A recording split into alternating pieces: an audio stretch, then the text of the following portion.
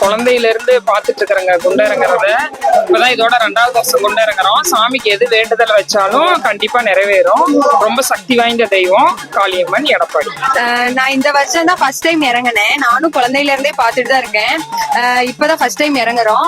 இந்த கோயில்ல வந்து எந்த வேண்டுதல் வச்சாலும் நிறைவேறும். ரொம்ப சக்தி வாய்ந்த அம்மன்.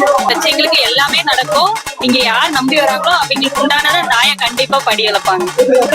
மக்களாட்டம் யூடியூப் சேனல்ல இருந்து வரோம். நம்ம கோயிலை பத்தி உங்களுக்கு என்ன தகவல் தெரியுமோ அதை நீங்க சொல்லுங்க. வருஷம் வருஷம் மாசி மாசம் இந்த கோயிலுக்கு திருவிழா, பூமதிப்பு, ஒரு வாரம் நம்ம சக்தி வாய்ந்த காளியம்மன் கோயில். எங்க ஊருக்கு இது சக்தி கோயில் ரொம்ப சிறப்பா நடக்குது. எங்களுக்கு நம்ம எல்லா வேண்டுதலும் எல்லாருமே ரொம்ப சக்தி உள்ள சாமி. நீங்க ஏதாவது வேண்டுதல் ஏதாவது வச்சு நீங்க குண்ட இறங்குறது, அக்னி சட்டி எடுக்கிறது அந்த மாதிரி எல்லாம் பண்ணிருக்கீங்க? அக்னி சட்டி எடுக்கல, குண்ட இறங்கல.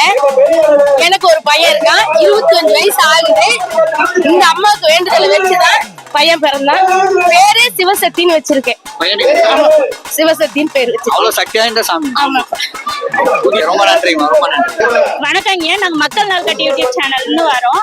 இப்ப இந்த அம்மாவுக்கு வந்து குண்டா இறங்கிட்டு இருக்காங்க. இதனோட சிறப்பு மட்டும் சொல்லுங்க. சிறப்புமா, பெரியவங்க காலத்துல இருந்து சின்னதாக இருந்தது.